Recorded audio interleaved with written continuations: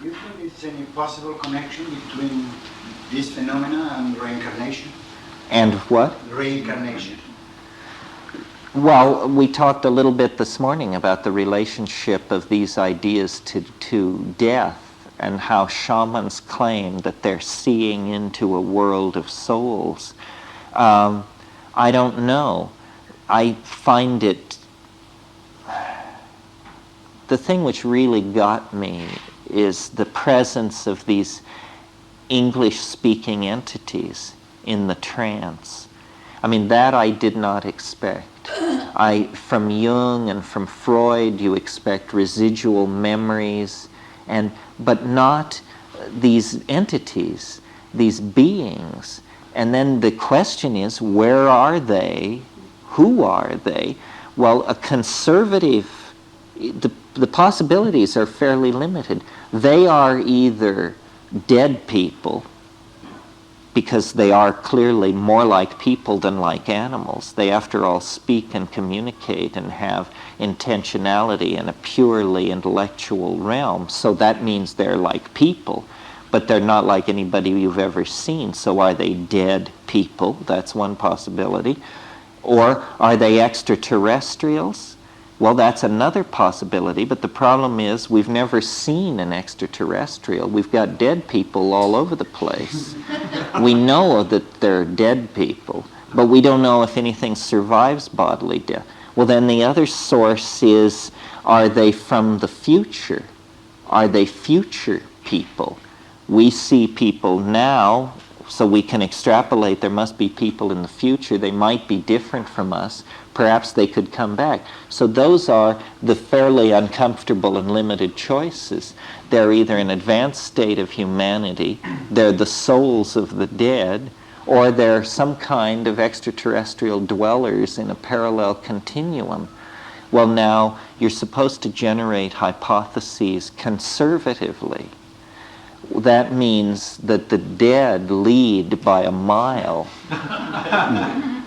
just by logical deduction. So the strangest hypothesis turns out to be the most likely, that these are the souls of the dead, and it's possible that reincarnation is something where at a certain point in historical time we find out about it. We learn literally the secrets of death. I mean, this would be big news. It would be quite a surprise in the forward thrust of scientific rationalism if what it was going to lead to was opening a communication line to the ancestors. Right. I just wanted to add here about the Peyote Church because it seems to really fit. And I had questions about initiation because I think that's really missing in a lot of this use of material. I just wanted to share one vision I had in peyote during my ceremony, and that was there was a feeling inside my body that something was going up and down my spine, or something was moving around. And when I closed my eyes, there was a bird flying around inside my body. And as I got deeper into it, there was a flock, and then there was a lake, and then there was forests, and then I started crying because it was just very pristine and beautiful. And it got wider and wider in there, and other species that are now extinct started appearing and saying, "Don't worry, we've all gone inside." Which was like really too much for me to take, because it was really a sense of what these Indian people have been teaching me in the past 10 years, is that the ancestors do exist. Death is simply taking off masks, and that they do come and teach, and that they do live inside, and that there is and has been and always will be a way of communicating to the past, our past, since we have time in this linear way. To ask for information on that. And I'm real interested in just, again, asking about initiation, in the sense that I feel that a lot of the things that's missing here is the context of a circle of people who are committed to ceremony, which is historically and otherwise really the setting that gives us the return to that state you were talking about earlier, which was that group consensus sense of support and love and sharing, the clan, the tribe, and everything. Do you see, for instance, use of psychedelics moving in a ceremonial or ritual fashion in a way of creating new ways of coming together as people to heal that circle of shield. Well, where it's most enduring, I think this is how it ends up being done. People do the work on their own, but then they tend to form into circles. This is how I think the serious psychedelic voyaging gets done, because the circle gives people permission and courage. If we had an unbroken cultural tradition, we would be initiated by master shamans. As it is, we've had to sort of reinvent the whole of the world's oldest religion. And we haven't done that bad a job. I mean, we shouldn't feel that we have to fault ourselves. The anthropological literature of the world is vast, and if you spend time with it, you will know more about these things on a certain level than most people in a traditional culture. It was very interesting being in the Amazon. You would go with the people and they would show you their plants, and it might come up that you would say, did you know that the Conibo who live 50 miles away from you also use this plant and they call it X? And they would just be astonished. Say, how do you know this? Well, you couldn't explain that you had read it in a Harvard Museum botanical leaflet, but that was how you knew it. You knew it because you'd done your homework. So what they had was tremendous vertical initiation into one culture. But what you can bring to this that is very useful and respected is a tremendous general knowledge about this. Say, well, did you know that in Africa people use this same plant and they do it like this? Or did you know that in Indonesia similar practices are going on? And so we've reconstructed a shamanism, but from then spending time with ayahuasqueros in the Amazon and other kinds of shamans in other places, I really see that it wasn't as formal as we thought. There are rituals and songs and techniques, but the spirit of shamanism is open-minded and open-ended. And these people are really doing this out of curiosity to find out the mythological structures created by any kind of shamanic system are largely for the consumption of the client, not the shaman. The shaman knows that this is all provisional. And what we found with the shamans in the Amazon was great curiosity, great willingness to try out novel concepts, to integrate weird ideas into their own cosmology, electromagnetism, viruses, computers. They loved all these things because they saw them as metaphors that they could integrate into their visions. The flying saucer is a metaphor like this, very strong in the ayahuasca mythology. Liz, did you want to say something? Terence, you said earlier today or yesterday, sometimes, I guess what happens when we write things down, the domain in which we operate lies within our minds. And I'd like to know how that, I'm always confused about real and not real. All these realities you've been describing with little L's, et cetera, is that within your mind? And is the English, because that's the language you're most familiar with? Well, I think what I meant when I said the domains in which we operate are all within our minds is that inside culture, it's all whatever we say it is. In other words, other than that it's day and night, nature doesn't say much to us. We pursue our activities all inside a construct of culture that comes out of language. So that's what I meant when I said that it's all within the domain of our minds. I mean, it's all within the human world and potentially affected by the human mind. The problem of real and unreal which is supposed to be a naive problem, is one I have too. I think that the real world is so strange that it's just almost too freakish to suppose. You know, I quote all the time J.B.S. Haldane, who said, "The world is not only stranger than we suppose, it's stranger than we can suppose." This is a tremendous liberation once you grab onto it. It's really true. I mean, how many of you know that? That it's really true that the world at any moment could come completely and utterly apart. And have you seen that happen? You know, that's really what I'm concerned to communicate, is the provisional nature of reality. It does have a certain momentum, and thank God for it, because, you know, who could stand it if it were always coming unglued?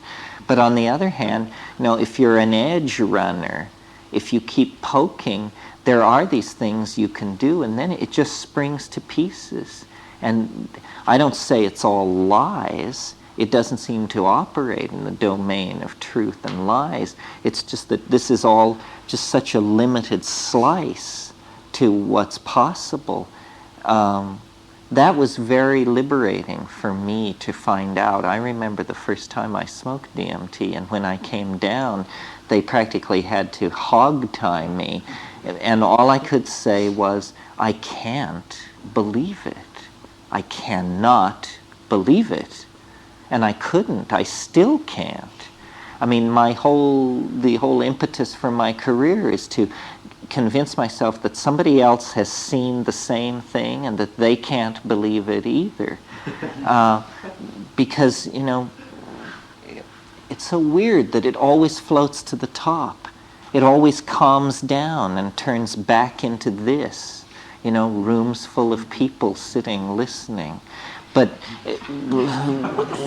beneath that is just this really unspeakably bizarre thing. Not as we're told it should be. Not, in fact, as we're told it isn't. The one thing they tell you it isn't, it is. It is. It is made of magic. Anything can happen. I mean, to have elves by the thousands pouring into your apartment, how can a rational, what is a person to do with that? You know, because it's that what happens is that in a single moment, in the privacy of your own reality, it's revealed to you that all of history is a mistake, a delusion, a horrible misunderstanding, but you're given no evidence. Only the conviction that this is so. And then you're set down among your fellows, and they don't know what you're talking about, can't understand why you've become so agitated and addled. And I think this is what we all as psychedelic people live with. And we suspect each other. We can't be sure that anybody has ever really seen the true naked heart of the stone but ourselves. And so then it's this tremendous catalyst to language, to try and build metaphors, to try and get the nod of recognition so that we are satisfied. It's not really stranger than the real world, would you say? It is the real world. I mean, in the so-called real world. I mean, that's... Well, it's more brightly colored. It's moving faster. I mean, yeah. Why is it so brightly colored? Why is it moving faster? I mean, what I've noticed in my DMT experiences, and when I realized this, it was with a certain amount of horror, was you break into this space. It's dome-like, it's warm, it's diffusely lit. There are all these self-transforming machine elves and their toys, which also are singing and condensing and making objects and so forth and so on.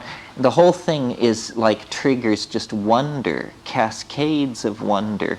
But then I realized after seeing this several times and trying to pay attention and hold my mind steady, that this is someone's idea of a reassuring environment for human beings. It is, in fact, literally a playpen of some sort. Well, that means that I'm not seeing who's ever on the other side. I am emerging into an artificial construct of some sort, entirely their creation. Well, then it just begins to lift this veil, and there's this howling begins, and you just begin to fall forward into it, and you realize, it is the Sephiroth and the Shekinah. It is the howling between the worlds, but it is approached through an infinite number of veils that reassure, coddle, control, confine. But you can move toward it as fast as you dare. But it is entirely transforming and entirely real. It was a great realization for me to understand that there was no limit to how far you could go, that we all make a certain choice. Once you discover psychedelics, always before that, spiritual progress is, grunt work. Suddenly, you're standing on ice cubes in terms of spiritual progress and how you make it. How do you control it? And the answer is most people go a certain distance and then give up, get off, stand there and talk about it. But there's nothing holding any of us back from becoming unrecognizable, not only to our friends and loved ones, but to ourselves. The stories told of the Taoist guy up on Cold Mountain, and he's been up there 25 years, and occasionally people see him, and yes, he's still alive. Well, any one of us could become that person, could march off into a dimension of magical narcissism so alien to the concerns of other people that we would have to go and live up on the crags and in the mist and eat bird nests or whatever they do up there, Well, so then that puts a whole different light on the spiritual quest, because it means that we're holding it back rather than lashing it forward to ever greater exertion. And I think that's the proper attitude, because the depth of spirit is infinite. And in its benevolence toward suffering humanity, it has made itself available in infinite amounts. So then it's for us to somehow come to terms with this. It's like having a living religion. It is having a living religion because it's having an infinite source of gnosis, of understanding available. Somebody, yes? Wilbur has recently written about meditation as a preview for death. And he says that it conditions you to enter the bardo so you won't shy away from them and be able to go into it fully. Do you see any role of meditation as a preparation for psychedelics, or would you just talk about meditation and your opinion of it in general? Well, it teaches you to sit still, which is a precondition for psychedelics. I mean, keeping still is one of the hexagrams of the I Ching. People often ask the question you asked, or in slightly different forms. They say, well, isn't there another way to get there? Is it so narrow? Is it so specific to these plants? And, the truth is, I don't know. I'm not an expert. All I know is based on my experience. In my experience, these things can only be approached this way, and who would want to approach them any other way? I mean, we don't want this to become so generalized that by closing your eyes and ripping off a few Om Tat Sats, you fall into the kind of states I'm talking about. I mean, that would be extremely unwelcome and nearly pathological. I don't understand this problem with how you achieve it. To my mind, obviously you can't do it by yourself. Obviously you can't do it on the natch because it's a meeting with another entity. There has to be an other, and it has to be objectified, even if it's as a plant or a mushroom. So basically how I read these meditation texts is they teach you about psychological phenomena. They teach you what you may see when you close your eyes and sit for days and watch. The thing about meditation in my own experience is that it's just tremendously boring. However, everything you're doing will be very useful to you when you take a psychedelic. Then it works. Then there is this flow of imagery. I am maybe a very lumpen person, but that's all right because a lot of us are lumpen, and I wish to speak for that slice. There may be supreme aesthetes balanced on such razor's edge of metabolic peculiarity that at every moment they are at one with the mystery. But that butters no bread for the rest of us, you know. We're trying to create a kind of democratic consensus here about this stuff. And it seems to me the plants were put there for this purpose, and they achieve it so easily. I mean, I practiced yoga at times in the past and had some amount of success with triggering exotic psychological states. But they were very difficult and time-consuming, and then they always told you that wasn't what it was about anyway, and you were becoming distracted by phenomena. Well, why bridle then at just chowing down on 5 grams of mushrooms with the knowledge that, you know, you'll be fine in 12 hours? So it's really a matter of using the tools.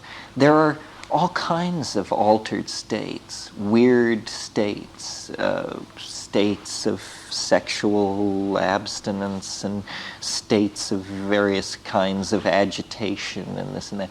But what I'm interested in is just this very specific set of phenomena, and I don't really make any claim for it to say, you know, this is the spiritual path. I don't say that. What I say is this is the most interesting thing around.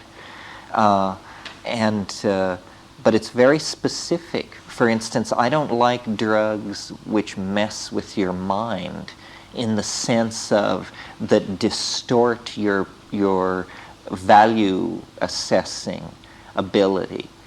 The drug which comes to mind is ketamine. Ketamine is an extremely powerful synthetic drug that creates an experience which, if you haven't had ketamine, you don't know what this experience is. It's that specific to it. But, hell, the house could burn down around you and it would arrive as an unconfirmable rumor on the dark side of your metaphysical imagination with this stuff. I mean, you would never lift a hair, it would never enter your mind that there was a problem. Datura is like this too. Datura severely distorts reality. The day I knew that my experiments with Datura had come to an end was one day in Nepal. I was talking to a friend of mine in the market about his Datura experiments and how much he'd been taking recently. And in the course of the conversation, it came out that he thought we were in his apartment. And I realized, looking at this poor soul, that there had been severe degradation of core information processing, and that, you know, we had to get back on the wagon or we weren't going to get out of there. But so then, let me describe for a moment the state of mind on DMT is, if you keep there is a tendency to give way to absolute astonishment. But if you can hold that back and pay very close attention to what's going on, you will discover that it didn't do anything to you. That here you are suddenly in the midst of a raging universe of hallucination, and you are you, and you are who you were before. And it has not in any way inflated, repressed, suppressed, distorted, or skewed anything. You're just saying, aha, wow, I'm really smashed.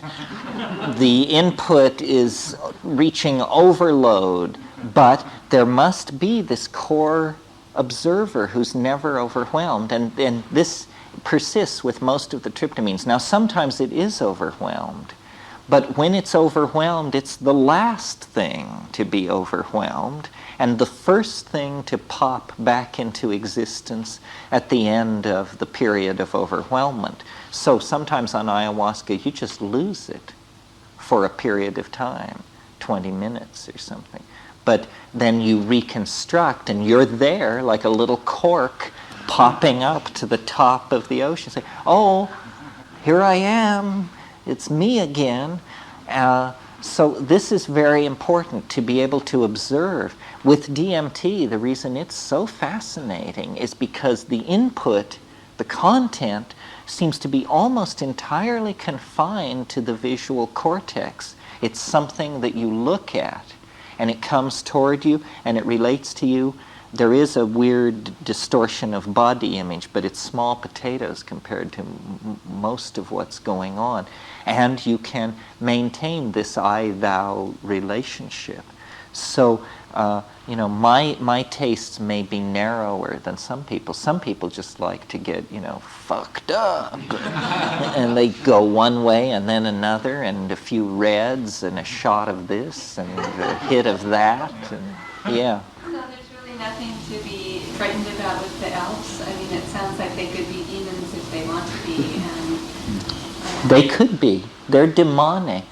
They've never done anything bad to me. It's that they're humor. It's like being trapped in a Bugs Bunny cartoon. I mean, we all know how funny a Bugs Bunny cartoon is, but have you noticed that the humor is all based on explosions, falling anvils, and agony? And so imagine if you were actually in a Bugs Bunny cartoon. I mean, it's a parody of that situation. I don't know. The vibe of these creatures is very strange. They're knowledge holders. Like, I've often thought that what they were was meme traders, because they had the same feeling that I associated with the Indian hashish traders. They're meme traders. They are, when they spread out all this stuff in front of you and are saying, look at this, these marvelous jeweled objects, these are things they're selling. They want to trade. They're asking, what have you got? What can you show us? Your Rolex, your fountain pen, your political beliefs, your sexual orientation, what do you want to trade? And so they're sort of like cosmic pack rats. Pack rats will take something, but they always leave something. Have you ever dealt with pack rats? Oh, pack rats are fascinating because if one finds you, it will leave an object in trade for whatever it takes. And the trick is to work it your way, So you give it a paper clip, it gives you a fountain pen. And there are stories in the gold country of Colorado and California of people having relationships with pack rats where they were trading it thumbtacks and it was bringing them gold nuggets until, they had enough gold nuggets that they could leave off trading with varmints and get a life. Yes. Terence, from your experience of other cultures that use psychedelics and have used them, do they always make people kinder and gentler? Do psychedelics always make people kinder and gentler? Do they make us kinder and gentler? Well, that's an interesting question. I mean, as I get older, I ask it slightly differently of myself. I ask the question, if this stuff is so great, what is so great about us that we're any different from anybody else? Or are we just like holy rollers and Rolfers and Taoists and Hasidic Jews and everybody else who thinks they've found the final answer? What is so great about it? The answer to your question is, I don't think so. I think of the Yanomami culture. Certainly from the exterior, this looks like a fairly brutal culture. The men it's the only culture where DMT is a regularly abused drug, and the men blasted up each other's nostrils with these hollow tubes, and then the name of the game is two guys square off, and you plant your feet flat on the ground, and the guy who goes first hits the other guy as hard as he can with the flat of his palm in the chest. And the game is to knock the person over. So you absorb this blow, and then it's your turn. And you get up, and you do it. And these two guys, totally loaded, saliva flying to the four winds, will stand and do this till somebody is knocked off their pins. Well, so then you ask them, what's going on here? Is this like the Super Bowl? Is this fun for you guys? And they explain that they have demons that live in their chest, and they collect these demons on their psychedelic trips, and the more demons you have, the harder it is to knock you over. So they're doing this thing. But they're also lacerating each other with clubs and this sort of thing. I think that it's fouled up. I have the faith that if you have psychedelic religious ritual in combination with group sex in a small tribal group whose economy is based on nomadic pastoralism, that then it will be very, very hard for these people to maintain a neurotic lifestyle. But that if you interfere with any of this, then you'll get anxiety. And so you have psychedelic cultures, but the Yanomamo, this is a culture of male dominance and sexual anxiety and, a lot of tweaked stuff. But I think that the main thing is that the cultural group must take the psychedelic frequently enough that the ego does not form, and that the specific manifestation of ego that you want to watch out for is concern for male paternity. That once it's gone that far, it's lost. And then, because then there's male-male rivalry for women and territory. Yeah. I'd like to go back to the Irish elves for a second.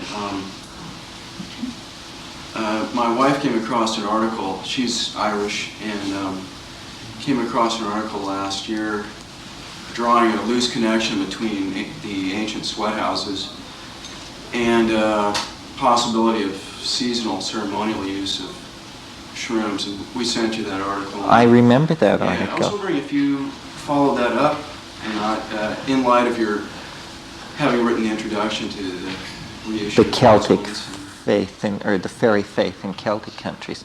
Well, it would be very interesting to prove psilocybin use in ancient Ireland.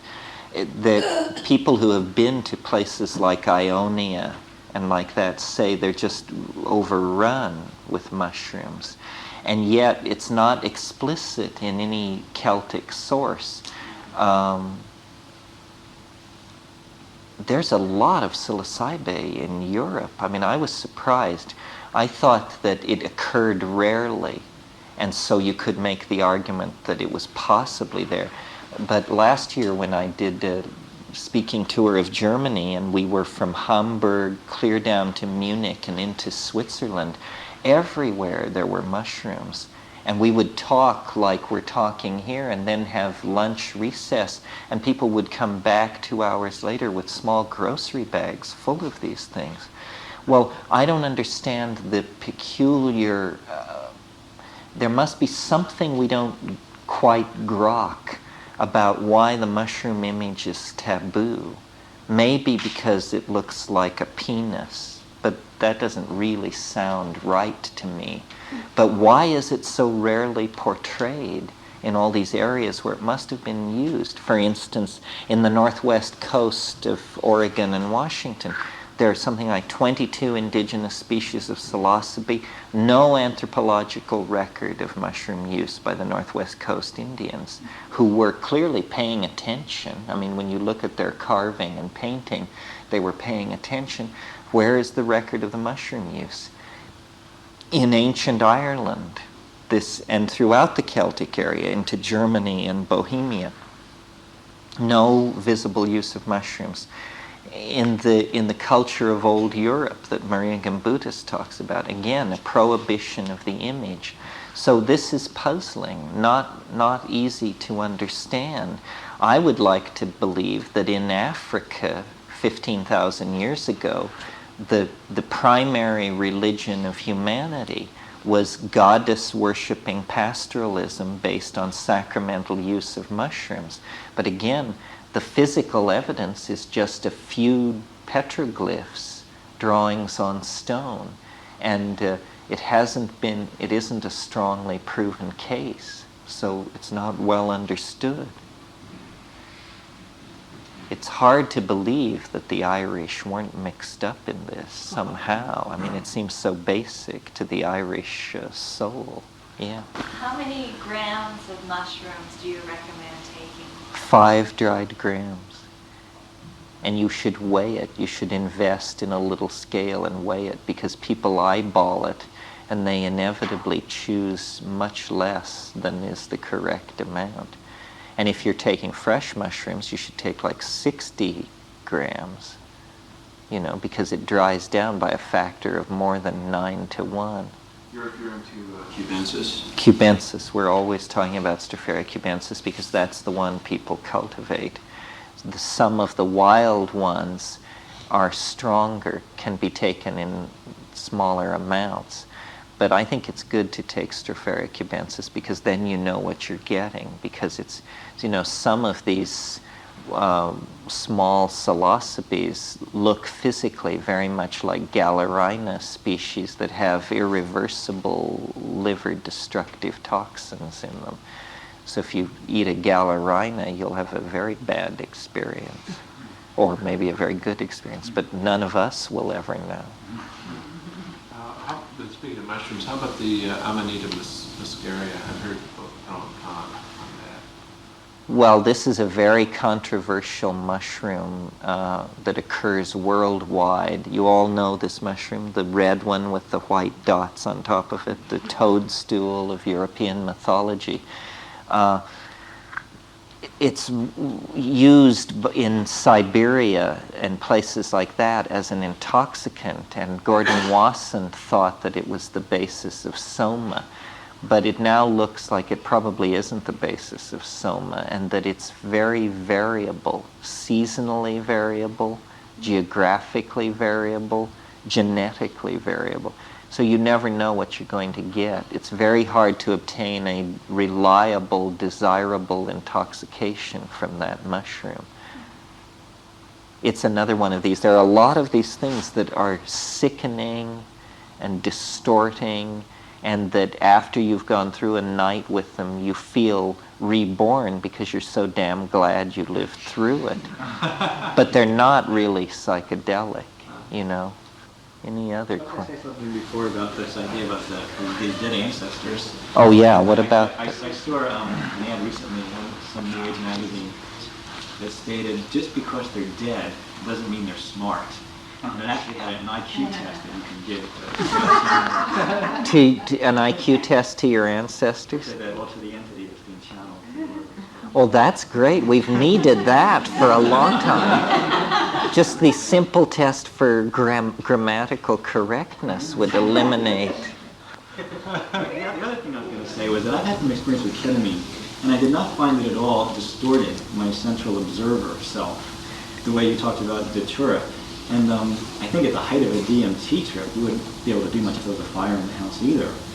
I mean, when you take a psychedelic that powerful, ketamine or DMT, you make sure you put yourself in a situation where you don't have to worry about physical surroundings. True. Whatsoever. So. But the thing that I noticed about ketamine is the first thing that happens is you stop worrying. The very first thing before there's any manifestation of any symptom whatsoever, you get this kind of, what the hell? And that's the sign that it's beginning, but it's also the sign that you're not paying attention like you should. The first couple of times I did it, I was profoundly scared that I was dying. Well, I think it also depends on the dose. How much did you do? 50 milligrams to 100 milligrams. Yeah, well, see, I didn't do it that many times, and each time I did it quite a bit. And it was reality obliterating, for sure. I've noticed that people who get into ketamine tend to dose downward rather than upward, tend to settle in somewhere around 50. And this is probably, I shouldn't even be speaking about it because I don't know what 50 is like. I know what 150 is like. Like that dose, it's hard to even bring anything back. With the DMT, the main thing is, at first you think, my God, how could anyone ever retain or remember any of this? But it's really that you have to learn to control your own astonishment, that it's like having a heart attack of wonder. And after you've had the experience 3 or 4 times, you just learn to be cool. You say, I am not going to give way to a bunch of exclamations about how amazing this is. And they tell you to do that. They say, don't start raving about how amazing it is.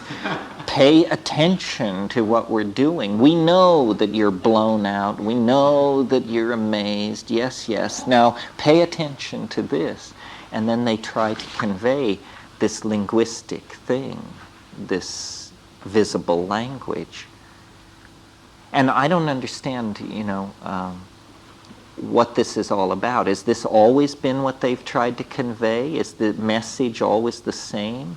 Is there a new urgency about visible language? Or is it, how much of the message is already present in me? Is it a message tailored for me? Like this question of whether or not these things are ancestors. Then you get into questions like, what ancestors are they? Like, I do not feel when I break into the DMT space that this is my dead mother or my grandparents. I feel that it's more, that it's just sort of local spirits. Grandma, you became a self-transforming machine. Yes, who would have thought? A little white-haired old lady. And then sometimes I think that the reason it's so hair-raising is because the chief soul in this weird place is actually your soul.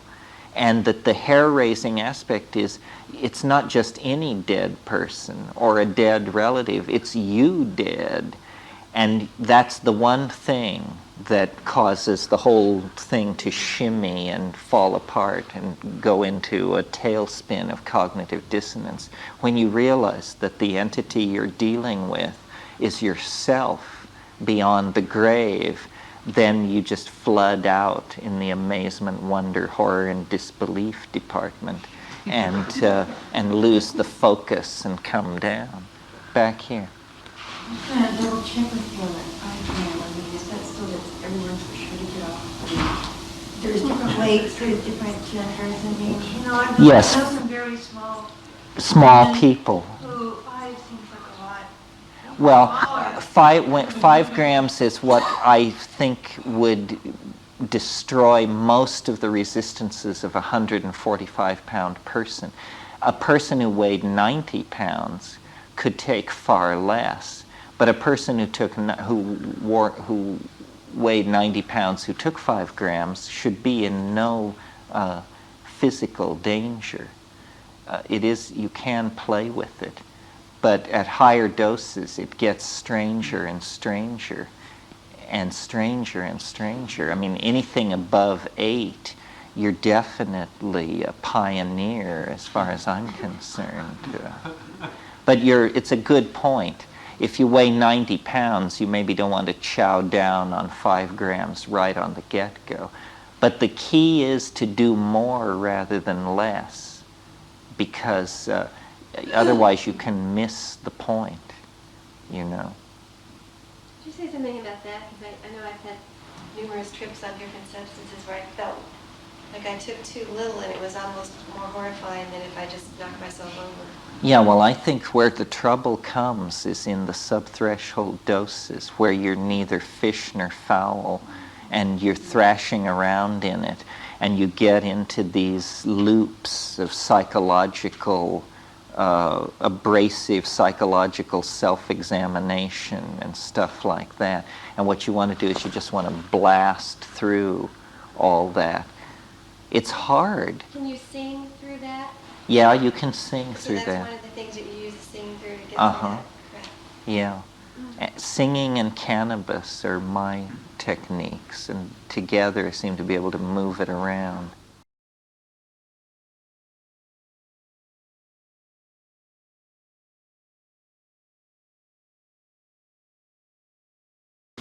Mushrooms alone in the dark.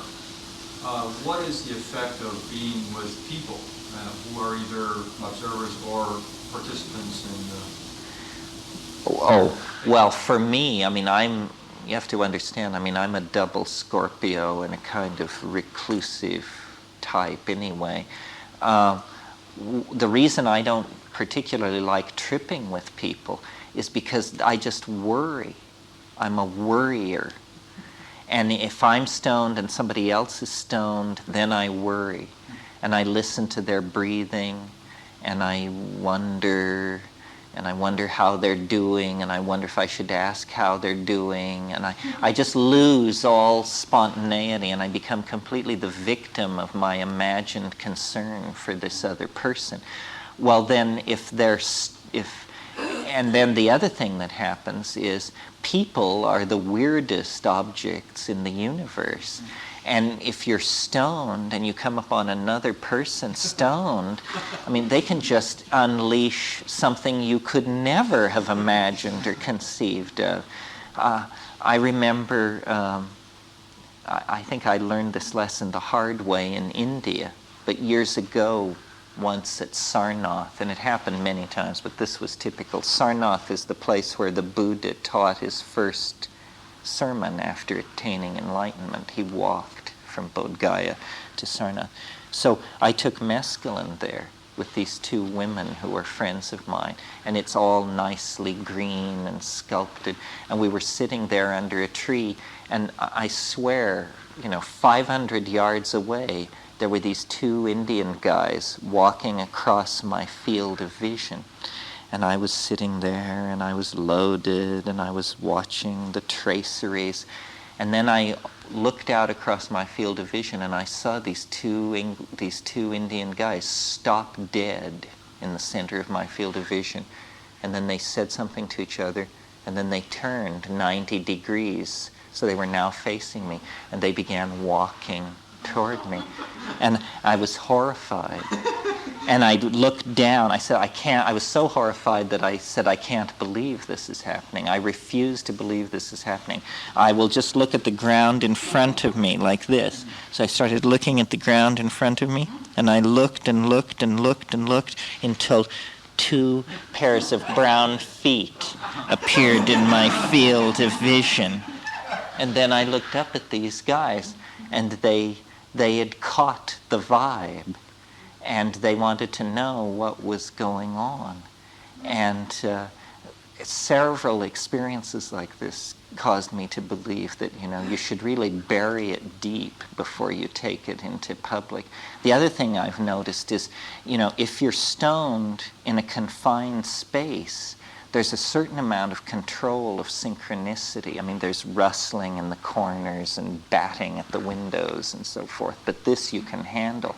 But if you take it out into public, God, it's just absolutely uncontrollable. I mean, you could be struck by a meteorite.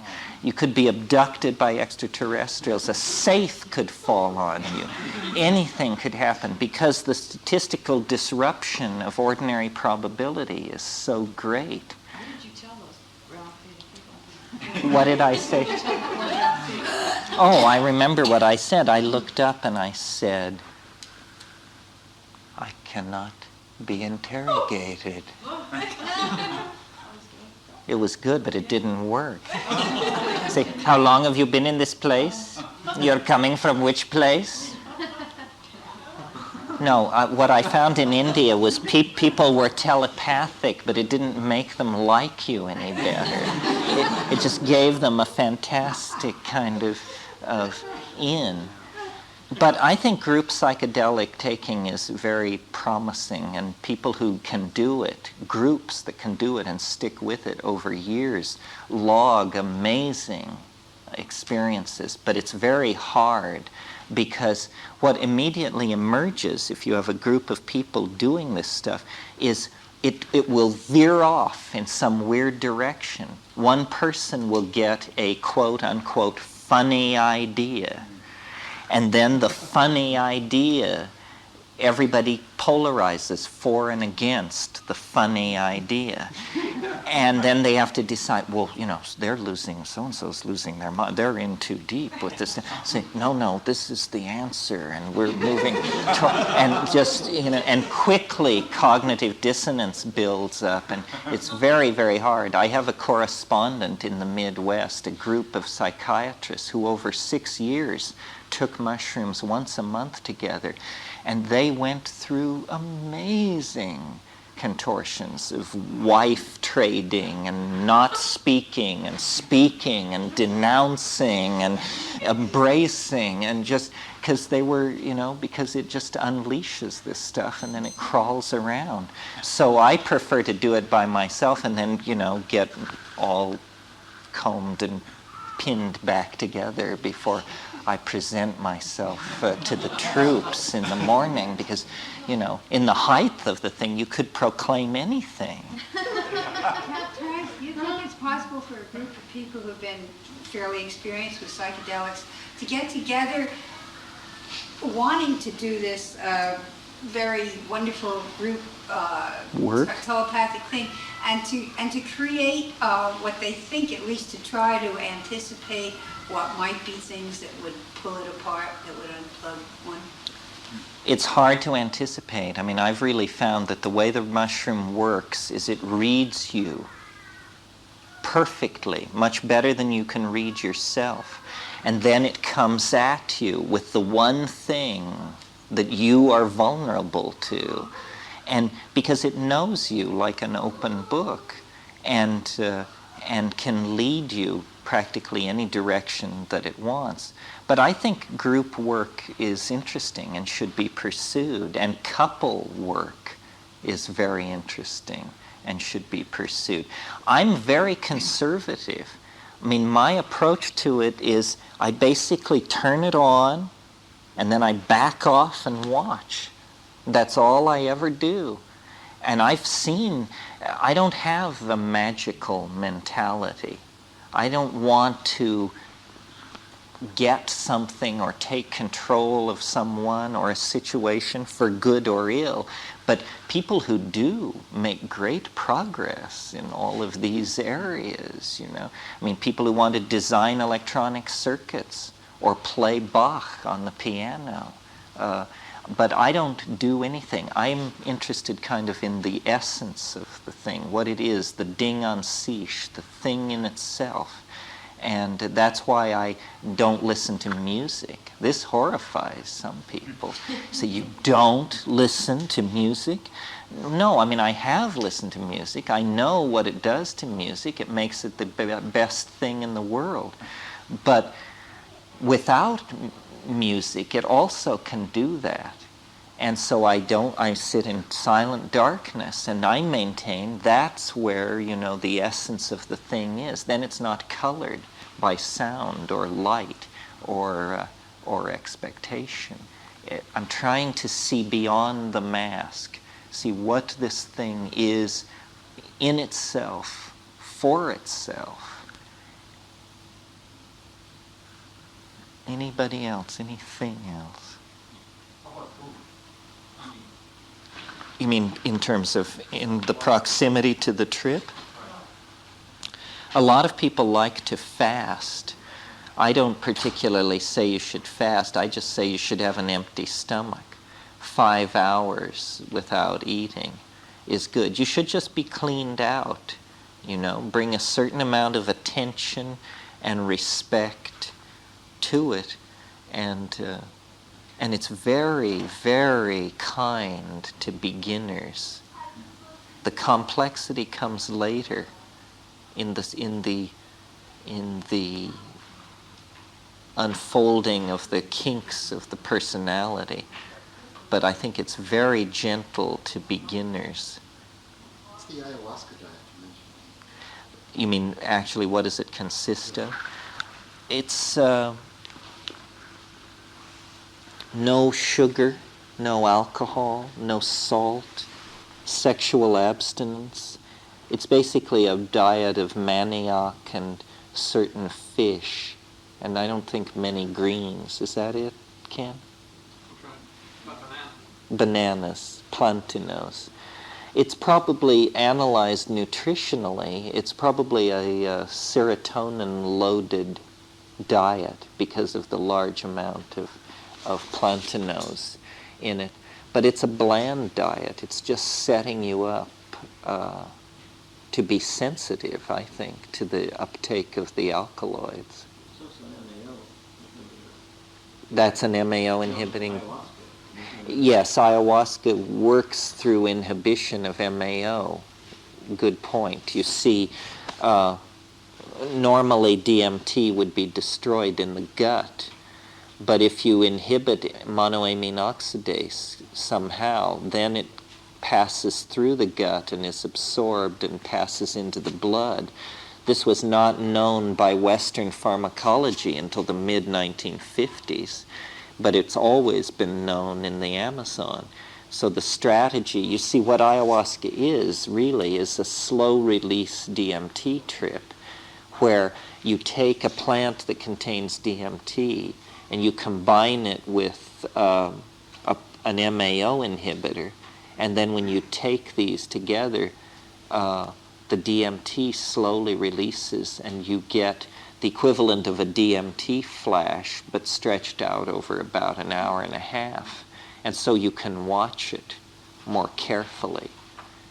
And some people say, that I overstress the visual side of things, that all kinds of things go on psychedelic drugs. Insights, conceptual breakthroughs, weird distortions of body image and this sort of thing. And this is all true, but to my mind, the visual thing is the most striking because it is so other.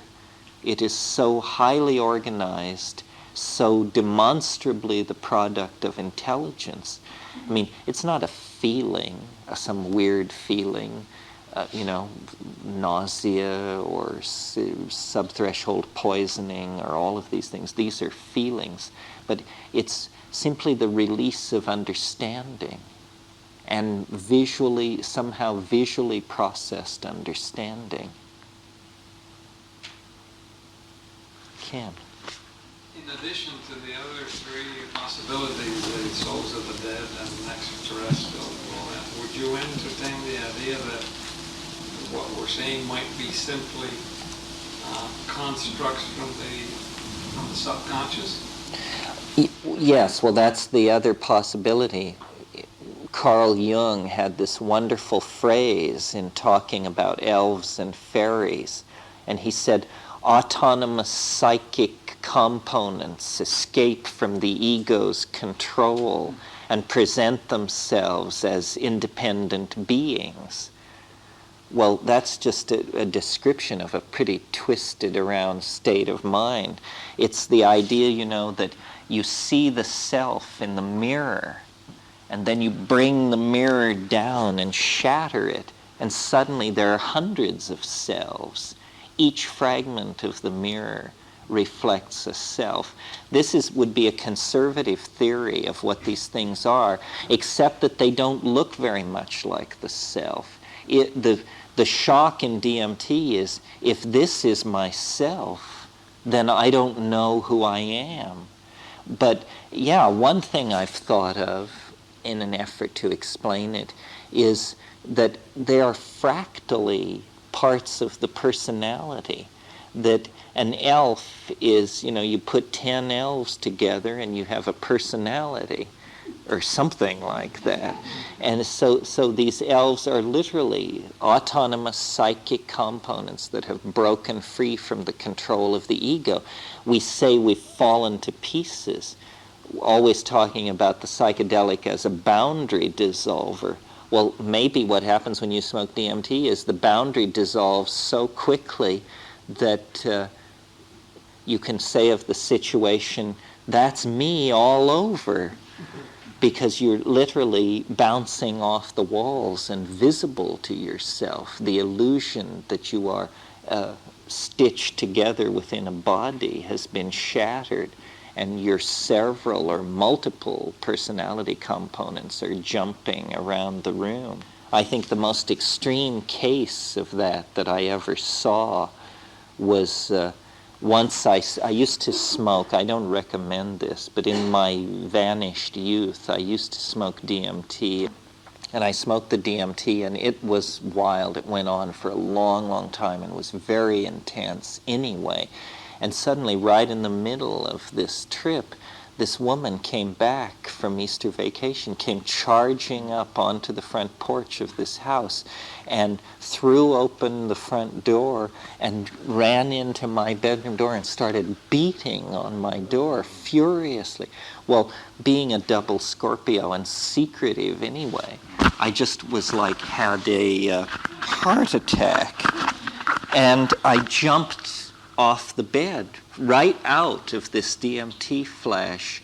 I jumped out and I landed on my feet in the middle of this room, and something about moving so suddenly had like shattered the distinction between the two continua, and I carried it all into the room with me.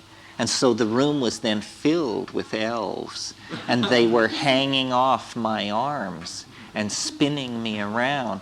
And there was this geometric object in the room that was spinning and clicking.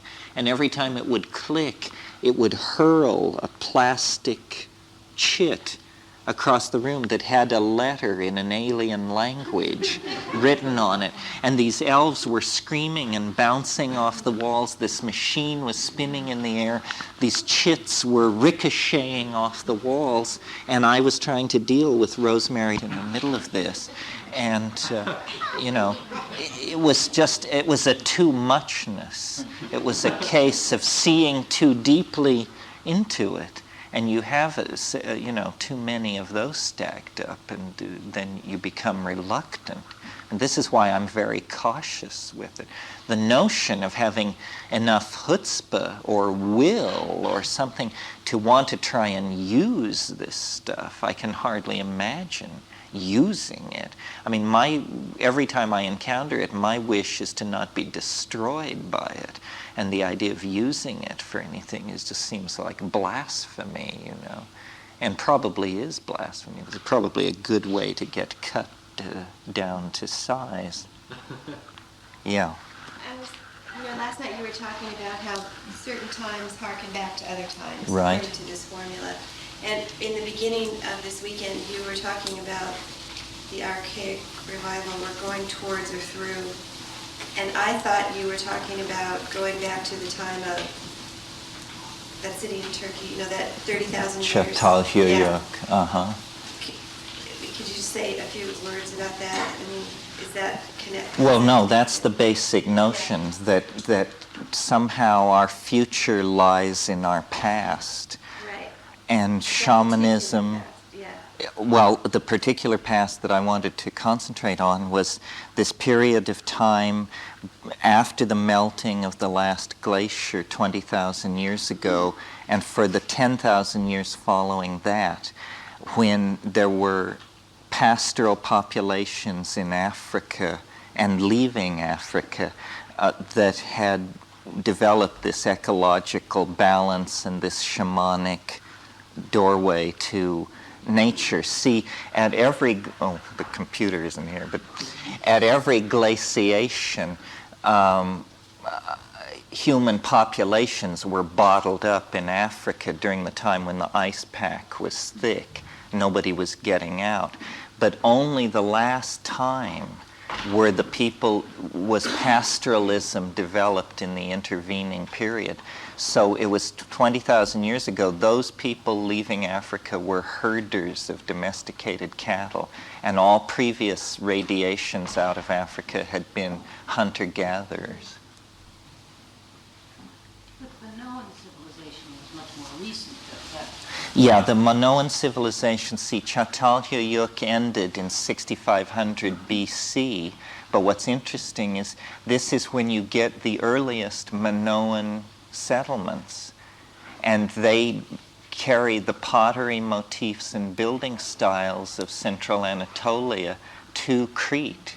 So it appears that what happened was Çatalhöyük was like the last outpost of this goddess culture, and when these wheeled chariot Indo-European folks came down, the survivors of that actually went to Crete, and Crete became this weird institutionalized backwater where literally for 3 millennia the fossilized social forms of the previous matrilineal society were kept intact, while on Asia Minor, on the mainland, it all became about kingship, male lines of descent, and all that. It wasn't actually until that turning point at the top of the wave in 980 BC that the last vestiges of this goddess culture were crushed in Crete.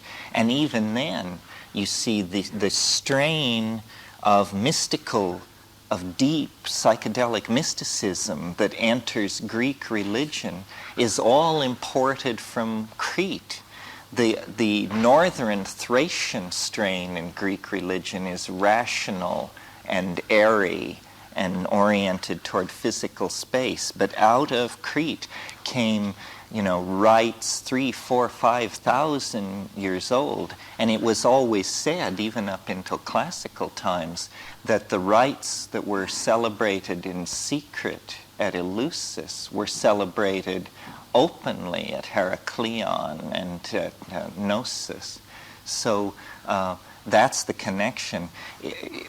My fantasy about all this is, you see, Çatalhöyük represents such an advanced civilization over anything else existing and it can be traced back 1,000 years to Jericho. The people who built Jericho built a round tower there that was the absolute glory of the engineering world of 8,000 BC. And it was a grain storage tower. But then these Jericho people, it's hard to trace where they came from. What I think happened is that when you look at the stratigraphy of the Nile Valley, you discover that actually there weren't people in the Nile Valley much before 10,500 BC. Then suddenly these people appear who are called Natufean, and they build under the overhanging lips of cliffs and have a certain style of fetal burial in a honey pot and certain other characteristics, Natufeans, and they appear out of nowhere. Well, anybody who studied them has wanted to connect them to the culture of old Europe that Maria Gimbutas talks about, simply based on the fact that they were so culturally advanced that the bias of all these scholars is to say, well, they must have come from the Balkans. But when you look at them as a cultural horizon, you see, to my mind, that they are unmistakably African, and that when you go to the Tesseli Plateau in southern Algeria, you find the same style of building, of living under the lips of caves, and this same coarse-grained black pottery called Sudanese ware. The pottery, the animal motifs, the fixation on the vulture, the jackal, and the cow, these are all African animals that occur at Chatal. seems to suggest that there was actually a sweep of African civilization and out of Africa into the Middle East around 10,000 BC. And these people built Jericho 1,000 years after that and settled southern Anatolia 1,000 years after that. Well, this is what this suggests then is that you could go out to the Tesseli Plateau with sufficient resources and conduct an archaeological survey, and the ultimate payoff in this fantasy is that you would unearth the archaeological equivalent of Eden. In other words, you would discover the Ur spot from which the Chatal civilization came, the site of this mushroom-using goddess cattle civilization. And when you read the accounts of the Tesseli Plateau, there's every reason to think that this strategy would work. It's a windswept sandstone escarpment, and Henri Lot, who did the preliminary exploration out there, said that in these arroyos where the sand has been cleared away by the wind, there would be Neolithic stone chippings and detritus, sometimes up to 1/2 meter thick, indicating, thousands and thousands of years of continuous habitation when this was all green. There is an enormous unexcavated tell out there that has never been dated, that is just carried on the archaeological surveys as presumed pre-Islamic. It's enormous. So digging out there might be a very useful thing to do. It's from that area that we get these 9,000-year-old images of shamans with mushrooms sprouting out of their bodies, shamans carrying mushrooms over their heads and running in long chains with strange geometric motifs trailing along beside them. So it would be a kind of recovery. I think archaeology will play a big role in the archaic revival, that part of our cultural dilemma and our political infantilism comes from the fact that we don't know any history. So we're easily led. I mean, we don't even really understand the history of the 20th century. I mean, you ask somebody who Joseph Goebbels was, and they think he served in the Nixon cabinet. I mean, and so hardly to speak of who was Suleiman the Magnificent and just exactly what was Frederick Barbarossa's role in European history and so forth and so on. But recovering this is like waking up, gaining control. And I said yesterday, it's only been 1,500 generations of people that have walked us into this dilemma. But the archaic revival is a huge paradigm shift. You can imagine, remember the example I gave about the shift from the Renaissance, from the medieval to the Renaissance, which really was a giving up of the universal power of the church, the philosophical certitude of giving your allegiance to the Holy Father in Rome, and setting out into, the pure existential universe. I mean, Marcello Ficino said man is to be the measure of all things. Well, this sounds like old hat in 1990, but in 1480, this was such a dizzying notion that it can hardly be imagined. Giordano Bruno went to the stake, was burned at the stake for insisting that the universe was infinite in all directions. He said, no, the stars and planets go on to infinity. And they just said, this is off the wall.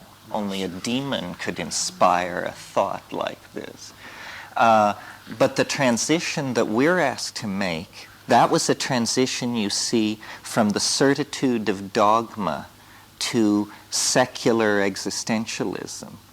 The transition that we're being asked to make is somewhat similar, but to my mind, deeper, more challenging, more profound. It's the shift from scientific certitude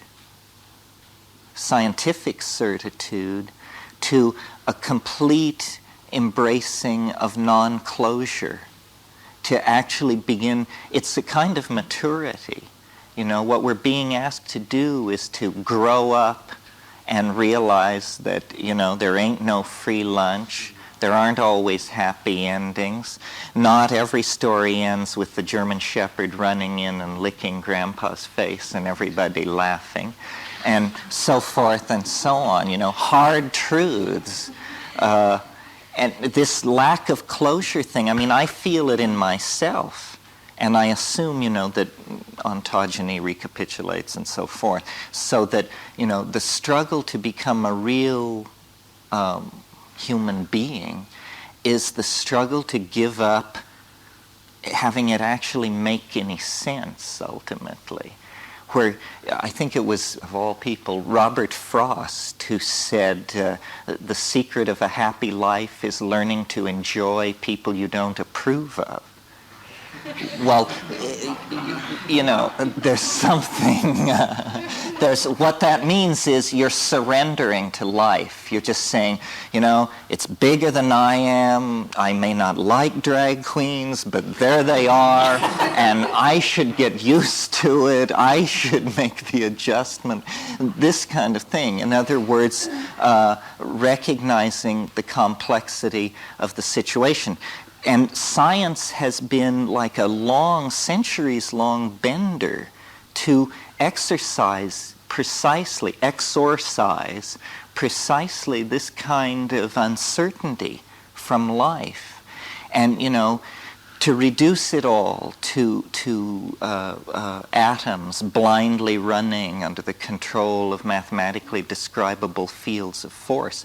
The problem is, all the higher order phenomena, sociological, political, aesthetic, human organizational, got shoved off to one side and just sort of festered there for a long time while technology perfected itself, mass production, mass media, information transfer, but the human dimension lagged. And now there is this tremendous imbalance between like the technological descriptive power of the culture and its moral and ethical power to direct itself toward any kind of rational goal.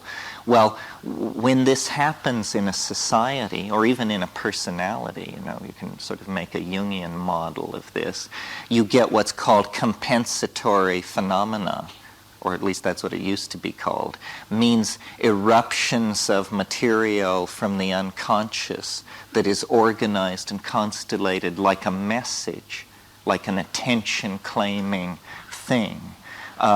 In a person, in a personality, it ruptures as a symptom. It may be an attention-getting symptom to then bring other people into the caregiving loop or something like that. In a society like our own, a scientific society, it takes the form of the irrational appearing in strange forms. A good example of this in the past is the birth of Christianity in the center of the late Roman Empire, or the early Middle Roman Empire, where, you know, the people who were administering the world at that time were Romans educated by Greeks who were Epicurean atomists, not Platonists, not followers of Heraclitus or Pythagoras or any of the flashy folks we're into. They were Democritean atomists, rationalists, materialists, would have been very comfortable in a modern chemical engineering company. And they could not conceive that the irrational could hold any threat to their world. Meanwhile, they had dark-skinned servants in the kitchens and in the gardens, Jews, Greeks, Phoenicians, people brought from the Eastern Mediterranean. And among these people, specifically the Jews, this rumor began to tear loose about a Galilean politician who had somehow tweaked the Romans and then risen from the dead. Well, any Roman administrator listening to his illiterate cook or gardener babble out this story would just, think, these folks is getting stranger every day. But what was actually happening, was a message was being enunciated which within 50 years would be hammering at the gate, well, make it 90 years, would be hammering at the gates of Rome with all the power of an invading army. In a similar way, the kinds of eruptions from the unconscious that characterize the 20th century are trying to serve a similar function. Well, I don't know where you want to put it, but like, for instance, the eruption of the beast man in the episodes of persecution that happened in Europe during the 20th century, persecution of Jews and Gypsies and Slavs. This, was tremendously shocking to the sensibilities of so-called civilized people, because people said, my God, we thought that ended with Frederick Barbarossa, or we thought that ended with Nero. How can 20th century people, the neatly clipped and manicured cities of prosperous intellectual Germany, how could it spawn a thing like this? Well, the answers are complex and multi-leveled, but from a very broad perspective, what is happening is the unconscious is erupting into history, leaping onto the stage of history, claiming the undivided attention of people in a way that surrealism, which was a limp-wristed artistic movement by comparison to fascism, never could. Similarly, you get that under control. The beast is supposedly suppressed by making, notice, a pact with a greater beast, that a demon can be summoned from the heart of matter with the purpose of wasting the cities of Germany, but then it arrives too late for that, but then it's good for the Japanese. So it's this opera about how evil begets greater evil, and people are reaching for ever greater weapons. Then the intrusion of the atomic bomb into history sort of halts that cycle. Everyone stands back and goes for a middle-class existence, and suddenly the skies of the planet are filled with the craft of meddling extraterrestrials who are obligingly dying in the desert and turning up on blocks of ice for Eisenhower to inspect, and all, this whole crazy story. Well, clearly what this is, the unconscious will not go away in the 20th century. Now the wheat fields of England lay down in hieroglyphic patterns to try and shake awake the dreaming primates. It's as though the whole of nature, is infused with a linguistic intent to communicate. I think this is one of the things you learn on psychedelics, that everything has a story, everything has a lesson, and it's not abstract or remote or removed. To the degree that you can hold your ego aside, nature can teach you almost anything you want to know.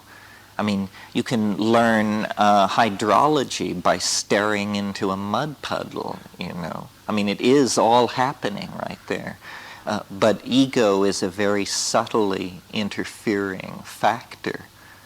I always think, in my own experience at one time in the Amazon, when I was at my most illuminated, I could walk into the jungle and invite butterflies to come down and settle on my outstretched hands, like St. Francis of Assisi, And I would do this, and it would bring tears of joy and affirmation to my eyes, and then it would go on, and the tears of joy and affirmation would clear from my eyes, and in the midst of this pure, unadulterated ecstasy, a tiny thought would form, which was, wouldn't it be nice to show this to somebody else so they could see how great I am?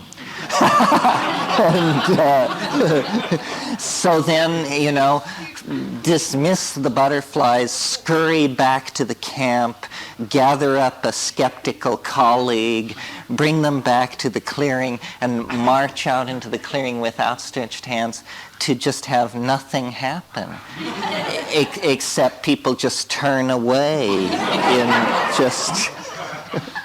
My God, what an embarrassment you've become. That it's all going to end like this. Better you should be eaten by termites.